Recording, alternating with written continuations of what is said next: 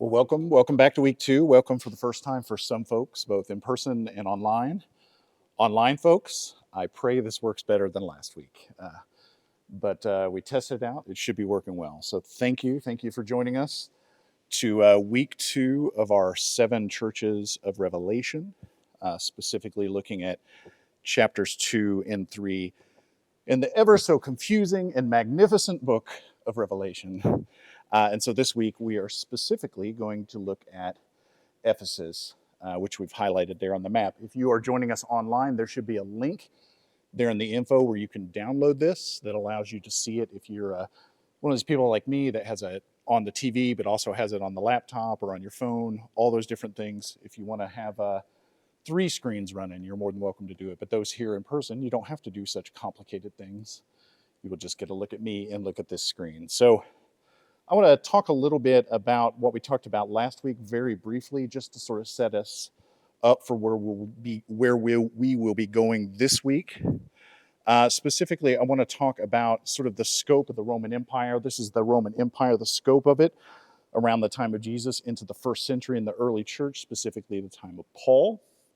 As you can see, it is quite large. We're going to be looking specifically at the area, the Roman province of Asia, which is a little bit confusing. Now, you might have heard the term Asia Minor, often used in Scripture, specifically when talking about books like the book of Galatians, or that is actually a sort of a modern creation, a scholarly term to talk about that area. But if you wanted to talk specifically what the Romans called this area of Turkey, where places like Lydia and Ephesus and like that are, it would be Asia, as you can see there on the map. So I want to review really, really briefly some of the things we talked about last week. What makes Rome Rome, or what makes an imperial city, that Hellenistic Greco-Roman culture that's present in every city. First of which is just Roman roads. Rome and roads are synonymous. We were talking about that a little bit right here before we actually began. These are Roman roads from 3 different cities. One is from Jerash in Jordan. The other in the middle here is from Laodicea, and the one on the right is from Hierapolis. Roman roads were a major part of every city. Cardo is what they're called. The Cardo Maximus was a main north-south road that ran through every city. Now, when we get to Ephesus here in a second, you will realize that Ephesus is a little bit different, but that's what happens when you build a city between 2 mountains. It's hard to be exactly north-south. So Roman roads, important part of every city because they enable commerce. And how is commerce conducted? It's in the agora. Every city has at least one agora. Sometimes, if they're large enough, they have 2. There is one for more governmental state type of business, and then there's another that is for more standard commercial business. But that's a part of Rome. Having a free, safe market was incredibly important. Next is theaters. Right here, this is the theater in Hierapolis. On the top right is the Odeon in Ephesus. On the bottom right is the theater in Pergamum. Theaters were not only for entertainment, they were, for lack of a better term, indoctrination, for the propaganda of Rome, to tell the stories of Roman victories and tell the stories of the Greek gods, or why Rome itself was blessed. That was a common play that you would see as the foundation of Roma, the empire of Rome. So that was there as well. You also had the palestra, which is the gymnasium where men and women, primarily men though, would work out and they would wrestle, often naked, and do those sorts of things because athletics was a major part of the Greco-Roman society. Connected to these gymnasiums were bathhouses, the seediest part of Rome. But strangely enough, it wasn't necessarily seen as seedy by them. Bathhouses are where lectures would be held, where prostitution would be had, where one would be clean, where one would relax. It's the social circle. It's the tennis court. It's the food court at the mall, for lack of a better term, the place where people sort of collide and interact. That is the bathhouse. They would be present in every place. Right here, this is a quick overview of the bathhouse there in Hierapolis. They're on the outskirts of Hierapolis. Next is stadiums. As we said, athletics were a major portion of the Greco-Roman society. Here on the left is me walking into the stadium in Perga, and on the right are 2 images from the stadium in Aphrodisia, a small sort of arts and crafts town in the middle of Turkey. Athletics are really important. We see that obviously in the writing of Paul, who is frequently referencing running and athletic competition. Other benefits of Rome are just safety. We talked about actually having running water. That's a major thing, and we will pick up on water obviously a little bit later in the letters. Marketplaces right here on the top, bottom right are stalls that would often run alongside the main cardo. So not only did you have the agora where business was done, you would also have small little shops that ran along the Roman road. When we get to Sardis, I'll be able to show you something really unique there, an actual portion of the Roman road that has little stalls on this next to it. Right here's a gate which just represents entering into the city. They're often commemorated through Caesars or different emperors, but they were there to remind you of the power and the Pax Romana, the peace that was won as a result of the sword. With it also came temples. These are two different Artemis temples. The one on the left is from Didyma, and the two images on the right are from Sardis. These are temples to Artemis. There are other gods, but Artemis, as we will learn, is probably the primary god of Turkey in that area because it is a god of fertility. I know I shared last week that 50% of women would die in child labor. And so when you think about it from that perspective, having a goddess of fertility makes a lot of sense because it's not only for birth of children, but safety of mother. And so that's a major part of it. All these cities had temples, and another one of the temples is a temple that would be dedicated to emperor worship. The image on the top there is from Antioch of Pisidia, and the video flying through there on the left is actually a mock-up of what an Augustan Caesar Augustus temple would have looked like in Antioch of Pisidia. The one on the bottom right, actually the bottom two images there are both from Pergamum, and I believe that was either a Hadrian or a Tiberian temple. I can't remember exactly. Emperor worship, we talked about, started picking up during the time of Caesar Augustus because Caesar asked to honor his stepfather, Julius Caesar. And in particular, the area of Turkey, Asia, was really into emperor worship. There's been an ongoing debate with scholars whether in Rome, how much they were really viewing the emperor as divine. But in Turkey, from Augustus on, the emperor would have been worshipped as divine. And that was intentional. As a part of keeping power and also just a matter of belief. So let's start moving into Ephesus specifically. And Ephesus is a story about a city around 3 mountains. Here is just an overview, sort of a view of the general city of Ephesus. And you can tell the story of Ephesus by these different mountains here. The oldest city is the Ionian city, and it is located at the base of Mount Pion, and it was 1000 to 550 BC. There's lots of legends of how the city was founded, but this is where we can actually start getting into the real history of Ephesus. Then the Lydians, the Persians, and the Greeks from 550 to 294 BC, the city was moved from here over to here, Mount Ayasoluk, which is not that mountain. It is actually a small mound here, and I tried to include a picture of it right there. There is there's a fort on the top of it, and actually within that fort is a basilica to St. John. One of the legends of St. John's burials is at a tomb in the middle of this basilica that's in there. I've actually been there. That's really interesting and neat. That's one of those early church traditions that we don't quite know what to make of. But that is Mount Ayasoluk. It has a Byzantine fort on top of it. The city moved over there during the Lydian, Persia, and Greek city. But in 294, Lysimachus, the successor of Alexander the Great, after Alexander the Great dies in Persia at 33, Lysimachus moves the city over to here. It's still named Ephesus. I just put Lysimachus city so you could understand who moved it there. Moved it between Mount Pion and Mount Cerasus to an area that is a lot more safe. It makes sense. You have mountains to protect you. Lysimachus was one of the Seleucids who gave way to the Ptolemies, and ultimately, as we talked about last week, there was an Attalid Empire that ended up ruling all of this area through its capital city of Pergamum, which is to the north. We will eventually get to that. If you remember, Pergamum is one of the most powerful cities in the world, even more powerful than Ephesus before the turn of the millennium. and it had the second largest library in the world. This is Pergamum I'm talking about.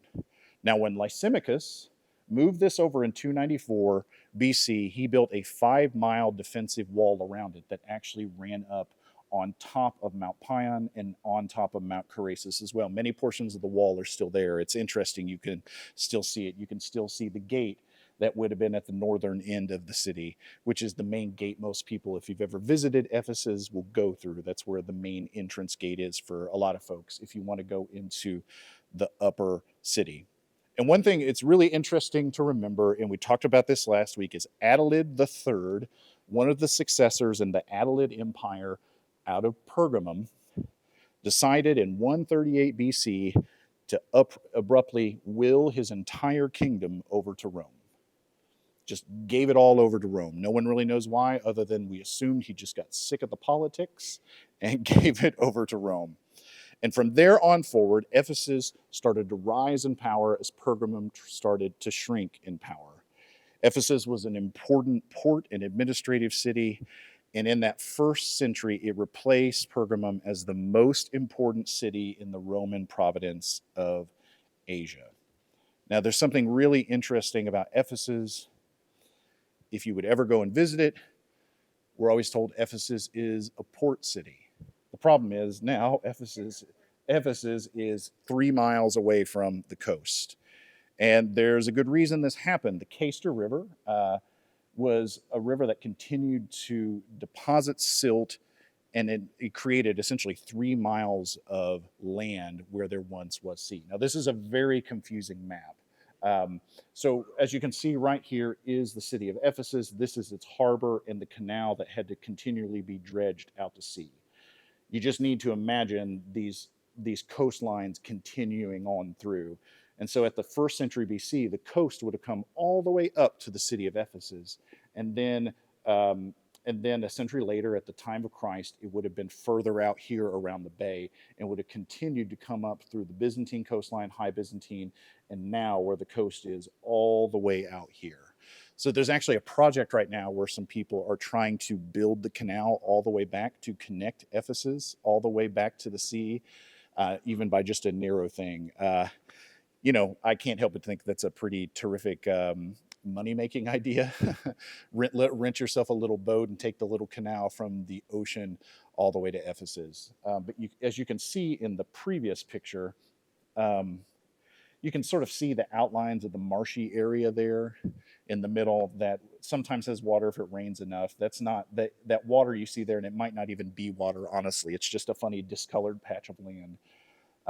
That's not a result of the sea. That just might have been drainage water. That might have been the color of the foliage there. But that is the outline of the old ancient harbor that would have had the walls going right up to it. So you're talking about an incredibly secure setup. It continued to be a port all the way until they finally just shut it down and had enough of dredging the river and everything in 1244 AD. It was also the western terminus for a Roman road that ran all the way to Syria. Right there on the right is sort of a faint map, and you can see the network of roads, and you kind of look in the general area of Ephesus there in Turkey, and you see this network of roads that runs all the way down to Syria and eventually into Judea. There was sort of a tradition that I don't know exactly the historicity of it, but a tradition that if one was going to do business, official Roman government business in Asia, one had to go through the gates of Ephesus as a sign of homage or worship to the emperor, because the gates of cities were often dedicated to emperors. So an enormous city. That road ran from there, and so it was a hub of both seaborne and road-based economic activity. It was the 4th largest city in the Roman Empire. Rome being the largest, then Alexandria, then Antioch on the Orontes, or often known as Syrian Antioch, all the way over there near Judea. And they've actually found inscriptions about Ephesus describing it as the first and greatest metropolis of Asia. So this is a really big, important city housing about 250,000 people around the time of Paul. Enormous. It's a city that is defined by its 3 major streets. Now, right here is just a small little model that if you went to Ephesus, there's a model they have there, and this is an image of that. A lot of it, obviously, you look at that and say, well, I don't see where these 250,000 people are living. Well, that's because it's so enormous, you really have to be judicious about where you're going to excavate. Um, so right there are the major, that depicts sort of the major excavations. But the major streets that we have right now are the curetes, which is, if you look on the far left of the image, you'll see sort of a square area. We will talk about that. The road that runs from the far right down to the middle square area is known as the curetes. And then the street that runs from that square all the way over to the left side of the image is Marble Street. And then the street that runs from the theater right there in the middle down to the body of water is just simply known as Harbor Street. Those are the three main streets of Ephesus. And Ephesus was known in the ancient world as the temple keeper of the goddess Artemis. Now, there's lots of temples to Artemis, but of all the temples, this was it. It is one of the seven wonders of the ancient world, and we'll talk about that a little bit later. Thousands and thousands of pilgrims every year would take a pilgrimage to the annual Artemisia festival that would be held there in another area nearby. It was really important. It was a source of pride of the city. Sadly, there's only a single column left of it, but that's another project there people are starting to get started on. Now, I want to go back just a hair. Right here, this Lydian Persian Greek city that's in 550 to 294 on Mount Ayasoluk, you'll see this little dot right here, well, that's in Turkish, so I'm not going to try to pronounce it, but that is where the Artemis Temple is located. So what we know is the main city, the Lysimachus city, which if you would go today, you would tour, is way over here. But the Artemis Temple is way over here by this Byzantine fort. And you can walk to it. It's kind of a sad image. I have an image later. It's basically a single column on a platform left. It's just to represent when the city moved. We'll talk about that in a little bit. The temple was rebuilt 6 or 7 times because of different incidents. And at the time it was originally built, the city was largely over here. There's also like a garden over there that would have been significant. Just the way the city moved when it got conquered. There's so much conquering and moving happening there.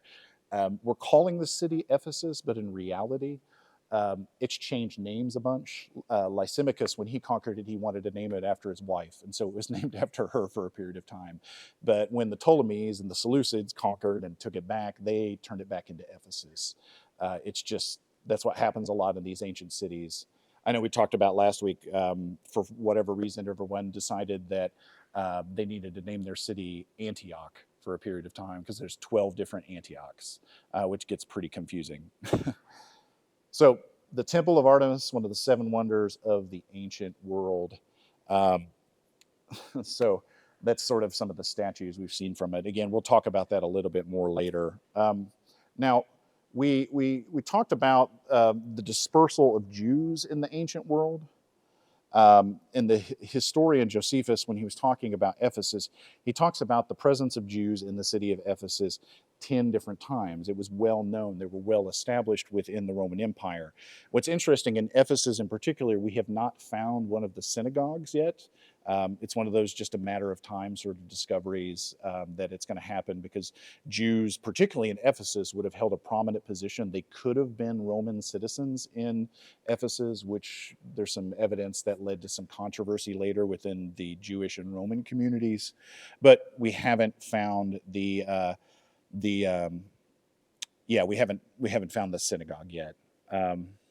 This city was well known for magical practices. The most important of this was something called the Ephesian letters, which was essentially a written out spell or a spell you would say out loud, this series of words. And if you were to say these Ephesian letters, it was the belief that it had the power to ward off evil spirits. That's one of its notoriety. This might have been what was being referenced in Acts 19 when some new Christians were talking about being involved in sorcery. We don't exactly know. That could have been something to do with Artemis as well. Ephesus was the city Paul was trying to reach in Acts 16 when the Holy Spirit prevented him from going further. On his way back from Corinth to Jerusalem, Paul stopped by Ephesus and dropped off Priscilla and Aquila. He preached in the synagogue there and was asked to return. And so he came back on his third missionary journey. And in Acts 19, where we find out that he stayed there for 2 to 3 years, a productive ministry, it also was the hometown of where he was using his base of operations into Asia. Now, Ephesus, as we said earlier, had a special relationship with the god Artemis, the goddess of fertility. And there was a grove called Ortygia outside of Ephesus. That's Ortygia. It was just outside of Ephesus, and it was believed to be the place where Artemis was born. That was the tradition that would held there. And so, as I talked to you about pilgrims earlier, they would go to the Artemision temple, but they would also go to this garden. And they would call the garden Paradisos, paradise. And what's interesting is that Greek word there for paradise was the same word used in the Septuagint, which is our Greek translation of the Old Testament, which would have been the primary Old Testament text for most early Christians. It's the same word used for the Garden of Eden. So the word used to describe this Garden of Artemis is the same word, paradisos, used to describe the Garden of Eden in the primary Greek Old Testament that early Christians would have had. Like I said earlier, the Artemision Temple was one of the 7 wonders of the world. Down in the bottom right is the sad remaining column. The temple that was there during the New Testament period was actually the 5th version of that temple that was built on the site there in Ephesus. It had to be rebuilt in 4 BC. Get this, just 2 years after it was previously rebuilt, because a man named Herostratus burned it down in an attempt to make his name immortal. And so what's so funny about this, they catch him, he's burnt this temple down, and they place him on trial for this, and he uses as his defense, and this is quite genius, is if Artemis is so powerful and she has the ability to stop her temple from burning down and didn't when I burn it down, doesn't that tell you she approved of what I did? And it worked. It worked as a defense. They tried to outlaw his name, said you weren't allowed to say his name, and what happened after that, a bunch of people started naming their kids Herostratus. So it worked. If you want to, I guess, make your name immortal, burn down a temple, use a god as a defense, and get a bunch of kids named after you. But it was the largest building in the Hellenistic world. It was 225 feet by 425 feet long. It is 4 times the size of the Parthenon. A lot of the internals of it, particularly the roof on the inside, would have been wood. Mm-hmm. And if you just, particularly the rafters that would have been used between the columns. So when it burned it probably wasn't a total destruction. It probably just caused the roof to collapse and many of the columns would have remained. So when they had to rebuild it, which keep in mind they rebuilt it in 2 years, which told you the destruction wasn't terrible. It would have been probably re-erecting columns and then putting wood beams back up to support the upper areas. So 4 times the size of the Parthenon. Us Nashvillians, I just went to the Parthenon the other day with some family. It's a large facility. It's amazing to think this is 4 times the size of that. It was said to have 127 columns, and it was more than just a temple, what you would think it for. Now that's its most important thing as a place of religious function where people would come and give offerings to Artemis, the goddess. Or engage in practices such as temple prostitution, to hire a prostitute, have sex with a prostitute there in the temple, and that would have been considered an act of worship. But beyond that, it would have functioned as a banking center. Banking transactions would have had there, money would have been stored there. It also would have been a repository of governmental inscriptions. So if a letter from a Roman governor or the Caesar would have been sent to that area and they wanted to keep that, it was often kept in a place like this as safe. Now, that gets you back to a fire. So when you destroy a temple with fire, you're destroying banking records, you're destroying governmental records. It's a pretty big deal. It also was, strangely enough, an asylum offering protection for people who were in deep debt. So if someone was trying to collect a debt of you and using violence as a result, you could use the temple itself as a place of sanctuary because no violence could come of you in there.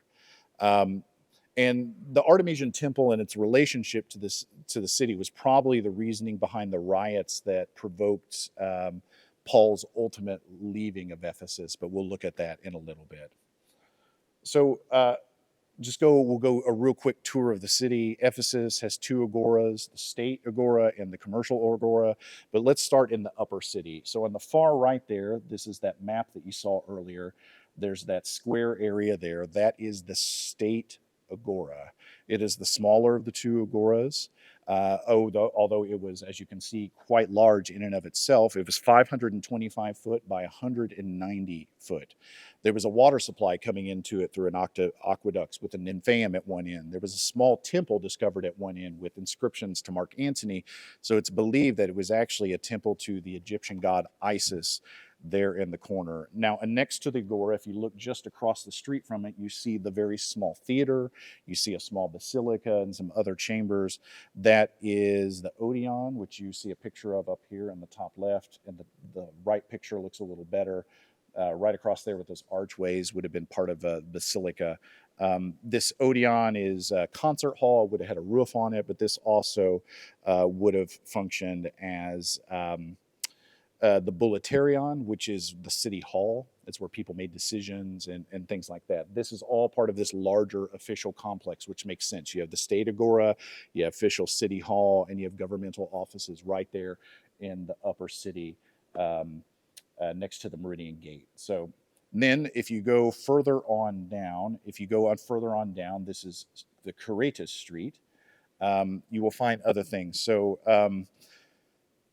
in 29 BC, Augustus granted the city the right to construct a temple to Roma, the goddess of Rome, and his stepfather Julius Caesar, and commanded that all Roman citizens honored them as deities. That starts being constructed here.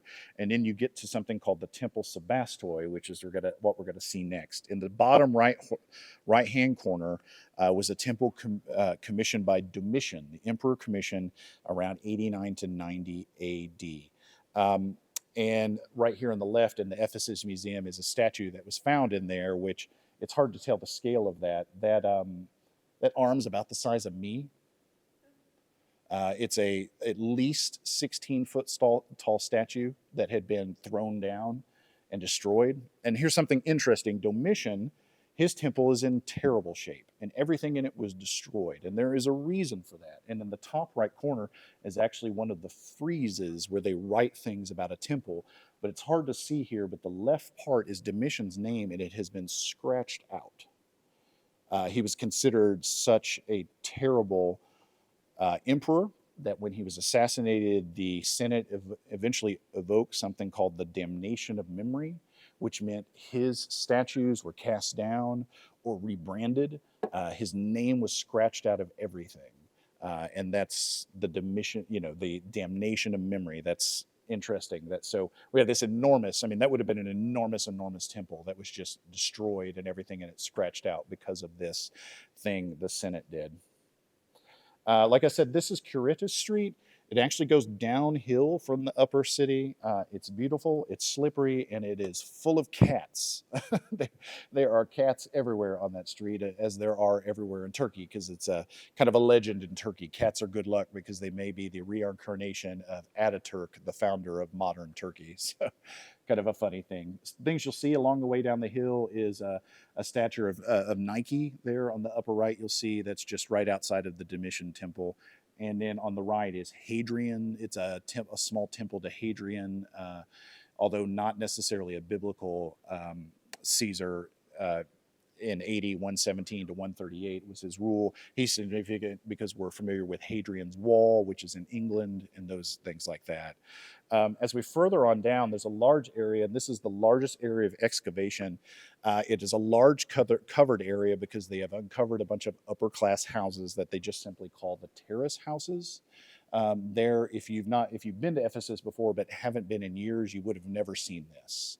This is a largely new discovery and new area, and so it's covered in order to protect it, because as you can see there in these upper class houses, they are quite ornately decorated. I tried to get some close-ups on it. It's honestly hard to capture because everything you see here, this painted or mosaicked wallpaper, even down to the floors that almost look like carpets. They're so rich and distinct.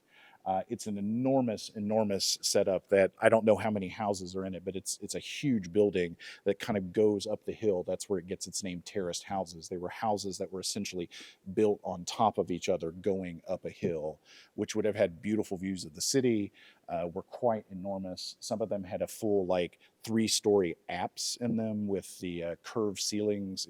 It's just a gorgeous, gorgeous thing.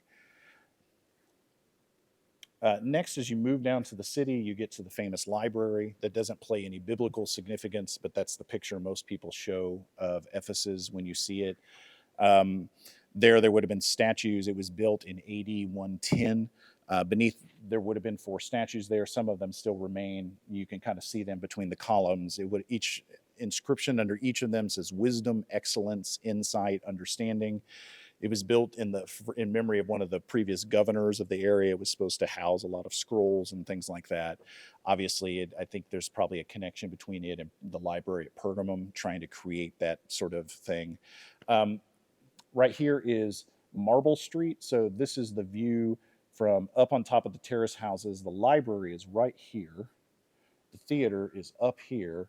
And right here is a brothel. So right across the street from the place of wisdom and higher learning is a brothel, because a brothel was considered a totally normal part of Greco-Roman society. This is actually, strangely enough, an advertisement for the brothel that was found on Marble Street, where they have a foot next to an outline of a woman that has a couple lines across her heart. And the Greek is kind of scratched out. You can't quite see it there, but the best estimation is, in essence, what it is saying is, there's a brothel up here on the left. Although these women's hearts are broken, they will still show you love. Yeah, pretty awful, awful life. And yeah. So next we have the commercial agora. To the right is the library. On the far right, you can kind of see the top of the library there. And over here, you can see the outlines of the theater. Right straight center is that Mount Pion, which is one of the 3 mountains of Ephesus. This was an enormous agora. Even though it wasn't quite as long as the other, it was perfectly square, 364-foot square, surrounded by colonnades and stoas on every side. So it wasn't just a big open space. It literally had porches and columns wrapping all around it, each one of those columns being at least 13 foot high. And in many places, Augustus, I believe, and some others added a whole second story to it. So there would have been 2 columns high and some portions of it. Just an enormous, enormous place to do business. A place in the middle that was called the Water Clock. That was another one of the geniuses of Rome. We've talked about the access to clean water within your city, used both to beautify and to serve people in things like nymphaeas. But this was a clock in the middle called the Water Clock. The south gate, which you can see a little bit of, and if I go back to the library, you can see it a little better. The south gate is the one right there on the right, and that gate was constructed in 3 BC. It was stylized to look very much like one of the triumphal arches that you would see to remember emperors for their great accomplishments. And the frieze, which is the part on the top, has some writing on it that says, "To the Emperor Caesar Augustus, Son of God, High Priest, 12 times Consul, 20 times Tribune, and to Livia, his wife, of Caesar Augustus." So that was one of the inscriptions that you could find walking in there, which is to remind you that everything you did within the ancient society was under the eye and care of Caesar, Son of God, Savior of the world. There were other inscriptions that they found in this agora. Specifically, there's one that says, "Whoever urinates here will be tried in court." So at least they had some decency back then to try to prevent public urination. The west gate was the gate that ultimately led to the harbor. So this commercial agora was not that far from the harbor, which makes a lot of sense, because this would have been a marketplace where people travel great distances to sell things. Next is the Great Grand Theater. The renovation began in 40 AD, and it took 70 years. So when we imagine Paul being there or any scenes being there, it still would have been under construction when it was completed. It seats 21,500 people. So it is a quite enormous facility. And again, like the other ones, you just stand down there in the bottom or up on the stage, and you speak at a normal tone of voice, and everyone's going to hear you. It's pretty astounding. There on the right is the view from the theater looking towards the harbor. As we talked about the three streets, Curates, Marble. This is Harbor Street. This is the final main street of Ephesus. And that's a kind of an overview of the general archaeology that we have found there, understanding the city. Like I said, if it's a city of 250,000 people, and a long-standing city, it stands to reason there's a lot of things that we will continue to discover as the years come on. Just like that sort of terrace house that we didn't know 10, 20 years ago, we discovered. I know everyone is aching to find the synagogue there. That's going to be exciting to see, because we have that biblical record of Paul going and speaking at the synagogue. And that's what I want to talk about here. Is when Paul goes back there and he speaks at the synagogue, and then they invite him to come back, and he's there for 2 or 3 years. We have this incident that happens here, so there's kind of an overview of the city. And so I want to talk about a story that happens specifically from Acts 19, and I'm going to be reading Acts 19, 23 through 41. At this time, a great disturbance erupted from the way. There was a silversmith named Demetrius. He had made silver models of Artemis's temple, and his business generated a lot of profit for craftspeople. He called a meeting with these craftspeople and others working in related trades and said, "Friends, you know that we are making an easy living from this business. And you can see and hear that this Paul has convinced and misled a lot of people, not only in Ephesus, but also throughout most of the province of Asia. He says that gods made by human hands aren't really gods. This poses a danger, not only by discrediting our trade, but by completely dishonoring the great god Artemis. The whole province of Asia, indeed the entire civilized world, worships her, but her splendor will soon be extinguished." And once they heard this, they were beside themselves with anger and began to shout, "Great is Artemis of the Ephesians!" And the whole city was thrown into a turmoil. They rushed as one into the theater. So if we think about this argument probably started there in the commercial agora, and as it grew and grew and grew, it simply just went across the street to the theater. So that's where we are. They went into the theater. The city was in turmoil. They seized Gaius and Aristarchus and Paul's traveling companions from the province of Macedonia. Paul wanted to appear before the assembly, but the disciples wouldn't allow him. So Paul had all the gumption that he was going to go into that theater with all these Ephesians shouting, "Great is Artemis the Ephesians," and argue with them. Even some officials from the province of Asia, who were Paul's friends, sent word to him, asking him to not go in the theater. Meanwhile, the assembly was in a state of confusion. Some shouted one thing and others shouted something else, and most of the crowd didn't know why they had gathered. Isn't that hilarious? Which makes a lot of sense. That's the way a mob works. The Jews sent Alexander to the front, and some of the crowd directed their words toward him. He gestured that he wanted to offer a defense before the assembly, but when they realized he was a Jew, they shouted in unison, get this, "Great is Artemis the Ephesians," and this continued for 2 hours.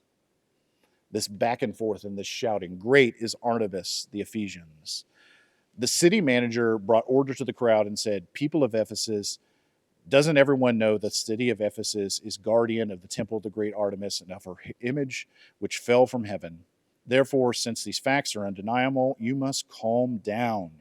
Don't be reckless. The men you brought here have neither robbed the temple nor slandered our goddess. Therefore, if Demetrius and the craftspeople with him have a charge against anyone, the courts are in session and the governors are available. They can press charges against each other there. Additional disputes can be resolved in a legal assembly. As for us, we are in danger of being charged with rioting today, since we can't justify this unruly gathering." And at this, he dismissed the assembly. Now, I want you to think about this for a little bit. they're shouting and arguing for 2 hours, and there's danger in that. And the danger in that is if Rome hears about this, that there is a riot there, they know that Rome will come in and destroy the city. And so the job of a local magistrate is to keep order in their city. Keep order in their city. Puts a little bit more spin on how we understand Pilate. His job is to keep order in the city. And if it takes killing this Jesus character to do it, he's going to do it. But you ask yourself, how could a riot go on for 2 hours and no one say anything?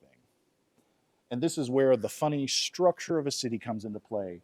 You notice the theater there. It is actually built into the side of Mount Pion, and it aims towards the harbor. But do you remember where all the administrative offices are and where the civic center is? It's up the hill and around the mountain. So all that sound, screaming for hours, keeps shooting out complete opposite direction of where this Roman magistrate would have been. It would have taken a while for him to hear about it. Someone would have had to run up the street, would have got him and dragged him down there to do that.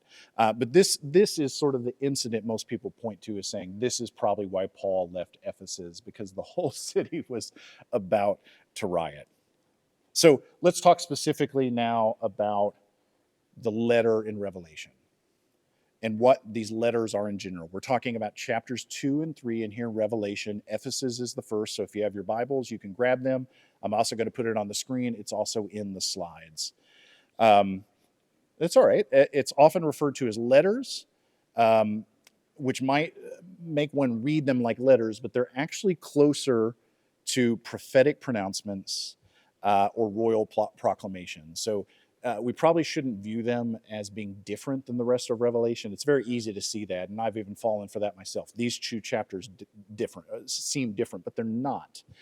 They're all part of that sort of grand story John is telling, and this is prophetic language, and it uses formulas used in prophetic writings in the Hebrew Bible. And so the word that John delivered to the churches are viewed not as his words, but are God's spoken words, spoken through Jesus Christ, and they demand to be heard and obeyed. So I want to talk specifically, I'm going to jump over this, we don't have time, but if you have access to the slide, you can see that there seems to be a pattern to how these letters all flow. But I want to talk specifically here about the outline to the message of Ephesus, because it follows that pattern. It identifies who it's to, it identifies who's sending it, has words of praise, words of criticism. Although there are a couple that have are just praise. There's a couple churches that have no criticism. Words of criticism, exhortation, appeal to listen, and promise to the faithful. And when we look here at the letter in just a second, you're going to see that pattern holds true. So let me read this for us, and this is the letter to the angel of the church of Ephesus. To the angel of the church in Ephesus write, these are the words of him who holds the 7 stars in his right hand, who walks among the 7 golden lampstands. I know your works, your toil, and your endurance. I know that you cannot tolerate evildoers. You have tested those who claim to be apostles, but are not, and have found them to be false. I also know that you are enduring and bearing up for the sake of my name, and that you have not grown weary. But I have this against you. You have abandoned the love you had at first.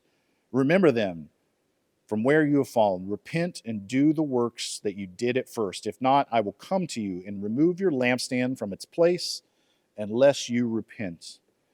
This is to your credit. You hate the works of the Nicolaitans, which I also hate. Let anyone who has an ear listen to what the Spirit is saying to the churches. To everyone who conquers, I give permission to eat from the tree of life that is in the paradise of God. This is the word of the Lord. Thanks be to God. So he's praising. Jesus is praising the Ephesian church for their works, for their labor, for their endurance, and in particular for their resistance to false teachers or false apostles. And so it's our belief, and historians are pretty definite on this, that false apostles were probably itinerant prophets who traveled from community to community peddling religious wares.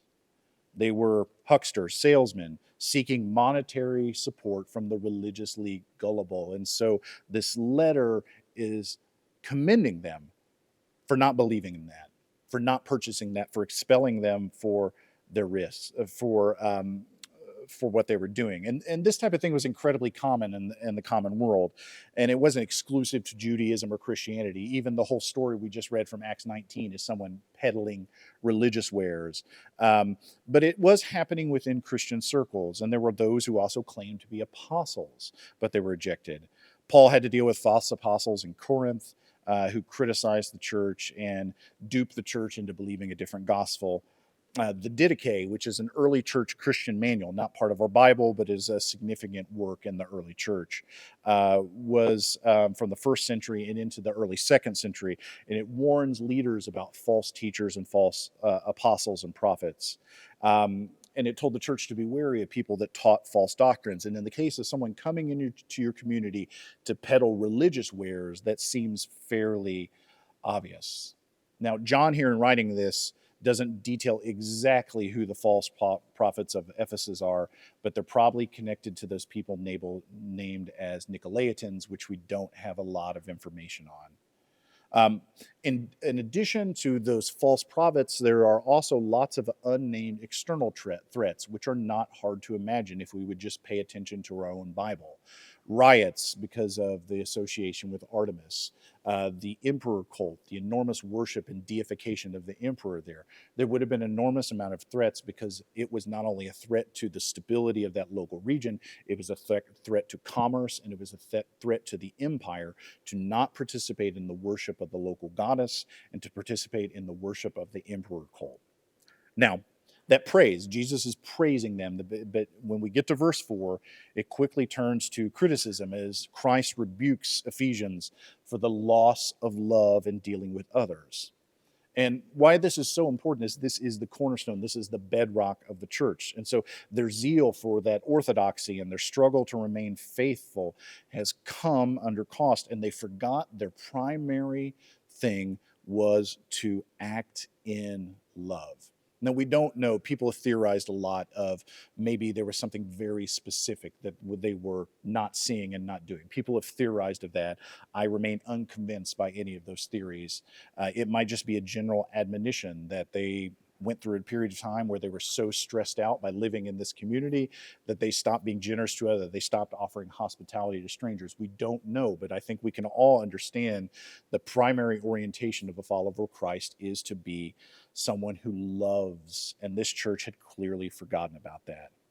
Christ commands the Ephesian church to repent, to return to love, and to that compassion that they once had. That's the thing. He realized that they had it, and so it's heartbreaking that they lost this thing they once had. And if they fail to repent, he says, I will come to you and remove your lampstand from its place. It's important to understand this is not an eschatological or end-time threat. This is meant to be a warning.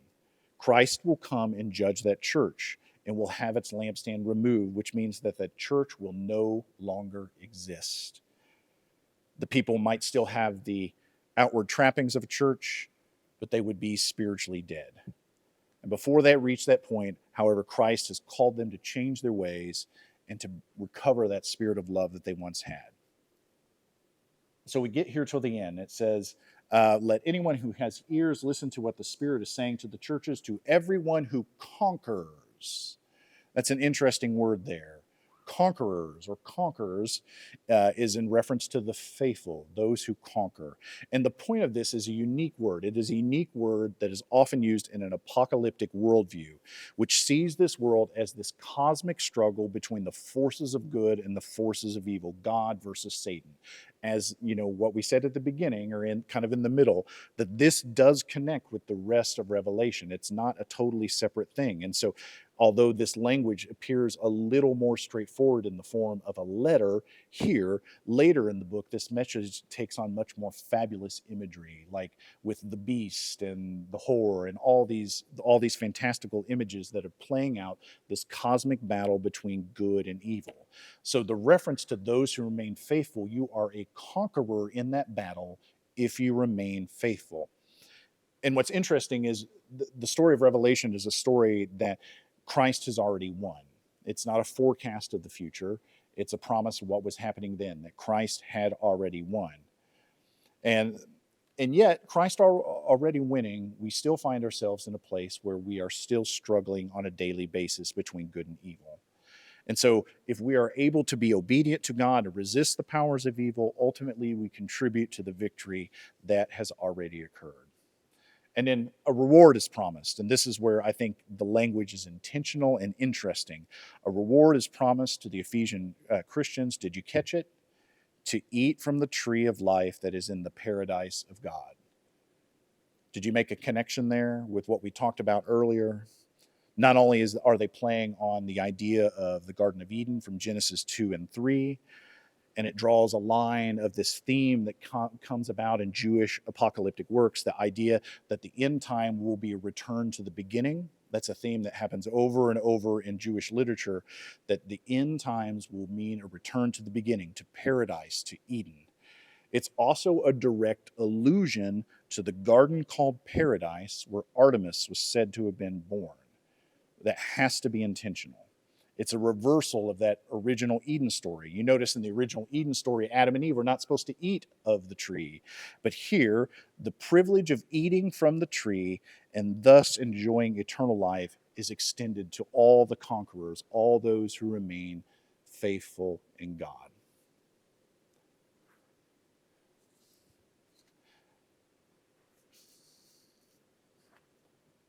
That's the letter to Ephesus. Any questions? It's a lot.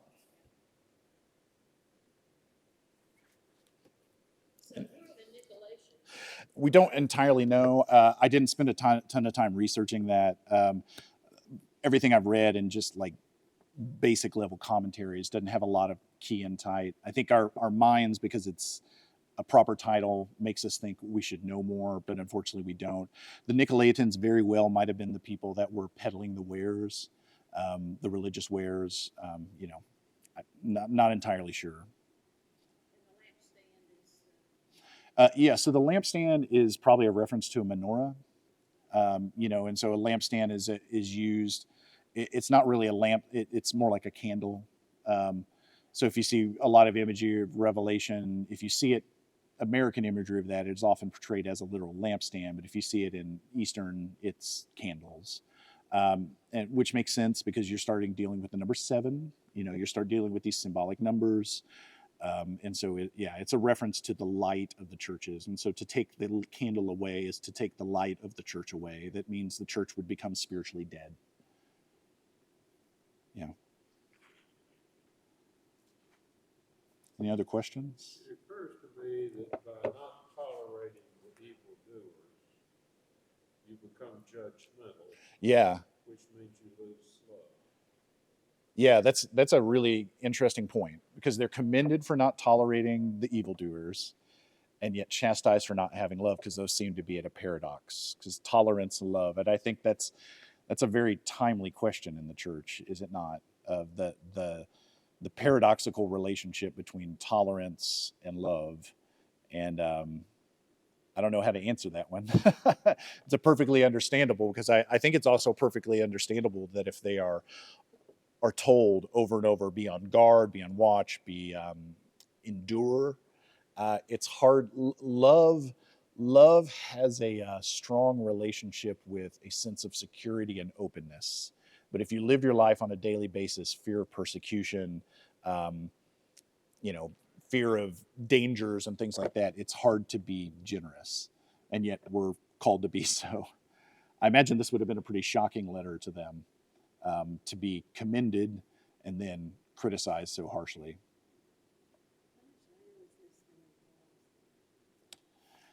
That's a great question. I don't know. That it depends on who you listen to on that one. The Revelation of John is in some circles a hotly debated book.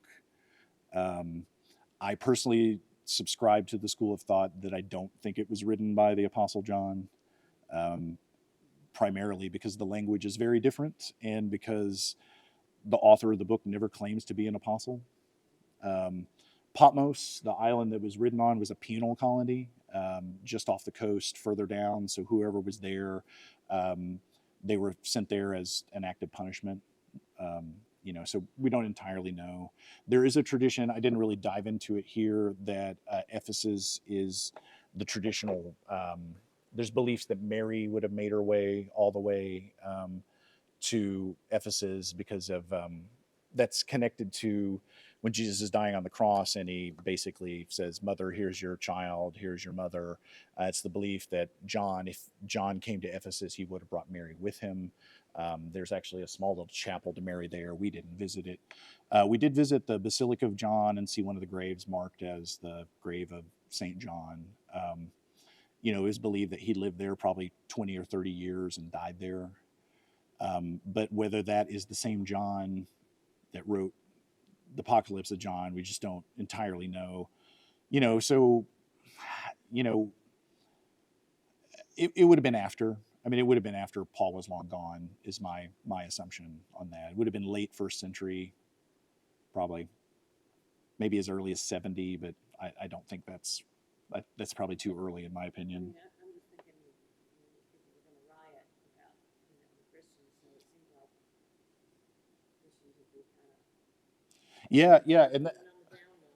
yeah. So if they're already going to riot because of the followers of the way, persecution, it's sporadic for the first couple centuries before it becomes institutionalized and ultimately ended when the Christianity becomes the official state religion of Rome. But it would have, as Christians grew in number, and they would have been noticed more. Now, they wouldn't have been as confrontational as Paul. You got to give it to Paul. Got to give Paul credit at that. Paul will walk in any situation and make any argument, even though he's been left for dead a couple times. But I do think it's fair to assume that the sense of pressure would have only increased. We have stories from Polycarp, one of the early fathers of the church, who was a resident of Ephesus, that ultimately was a martyr. Same for Saint Ignatius. They would have. I think that's why apocalyptic literature was so popular in the first and second century, is because it had a way to speak about a world that was incredibly dangerous, and quite frankly, probably felt like the end of the world, because many of them believed that Jesus would return in their lifetime. Yeah. Any other questions? Online folks, you can ask them too. I'll be typing away in there.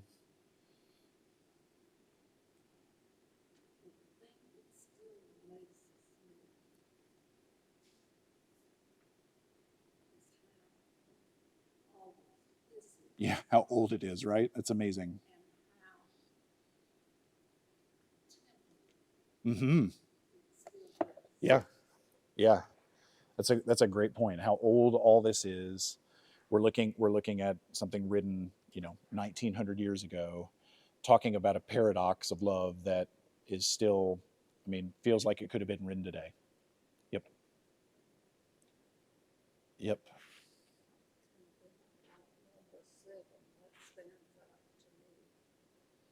Yep. Anyone who has an ear, listen to what the Spirit is saying. Yeah. Yep. All right. Well, next week we will be moving on, and I can't remember the exact schedule next week. I believe we are doing Smyrna, and it might be. We're not going to do a whole week on Smyrna. It might be Smyrna and one other. But yeah, a couple of them we don't know a lot. Smyrna is one of those we don't know a lot about because it's in the middle of a major metropolitan city. It essentially just has some small ruins there. It's a neat place to visit. It's beautiful. But we'll be moving on and eventually heading on down the road till we get to Laodicea. So join us next week. Thanks for being here. All right. Take care.